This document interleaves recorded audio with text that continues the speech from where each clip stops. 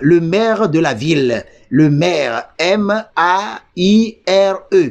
Avec les 5 lettres qui ont formé le mot maire, nous pouvons alors trouver aimer. Quand on bouleverse l'ordre des lettres de maire, on peut trouver aimer. Aimer, A-I-M-E-R. On peut aussi trouver la mère de Jésus-Christ, c'est Marie. M, là, on va écrire M majuscule, M-A-R-I-E. Et il me plaît d'ailleurs de m'appesantir sur le mot Marie. Marie, M-A-R-I-E, l'adjectif qualificatif dérivé de Marie. Nous avons Marial, la grotte Marial. Il y a aussi Marie. Le mari, M-A-R-I, c'est l'époux d'une femme.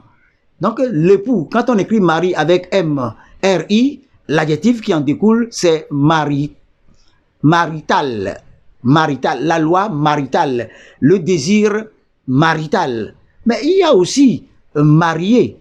Marié, donc cette jeune femme est mariable. Si la jeune femme est mariable, cela veut dire qu'elle est nubile. N-U-B-I-L-E. Plus loin, nous allons trouver chicane. Ne cherchez pas de chicane. Il n'y a pas de dispute. Il n'y a pas de malentendu, de querelle. Alors, mettons bien les pieds sur terre. Essayons d'effacer toute chose qui pourrait créer la zizanie ou semer la zizanie ou la scission. Alors, on va abhorrer cela, on va proscrire cela, on va le détester. C'est pourquoi avec le mot chicane, on va trouver caniche. Ah, caniche, à quoi va-t-on penser quand on parle de caniche? Ce n'est pas moi qui vais le dire. Faites allusion alors à un chien. Plus loin, on va trouver chancy. C-H-A-N-C-I-E.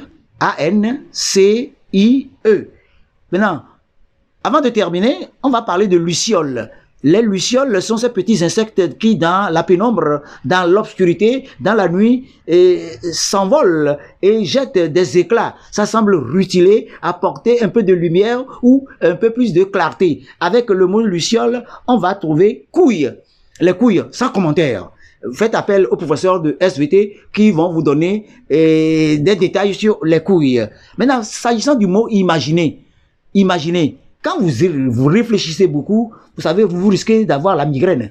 Alors, migraine, c'est le mot qui s'appuie sur imaginer pour former alors un mot anagramme. Et enfin, nous allons terminer en toute beauté avec les anagrammes. Nous prenons le mot palme.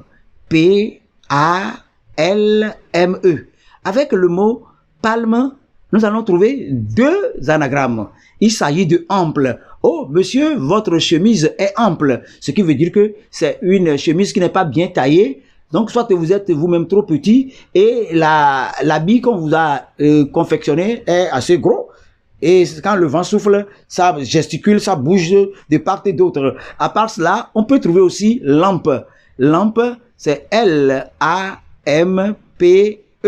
Palme donne lampe et ample. Voilà donc, chers internautes, nous avons fait le tour, nous avons essayé de circonscrire environ 25 mots et sur lesquels, à partir desquels nous avons formé d'autres mots et c'est pour vous dire que les anagrammes sont des mots à partir desquels on peut bouleverser l'ordre des lettres pour écrire et inventer d'autres mots qui existent en français. Cela fait allusion à la richesse, à la redondance des mots français. N'oublions pas, nous ne sommes pas des renégats, nous avons les pieds sur terre, nous ne sommes pas des fanatiques de la langue française. Néanmoins, nous savons que nous avons nos propres langues, nous devons aussi les cultiver. Merci et à bientôt.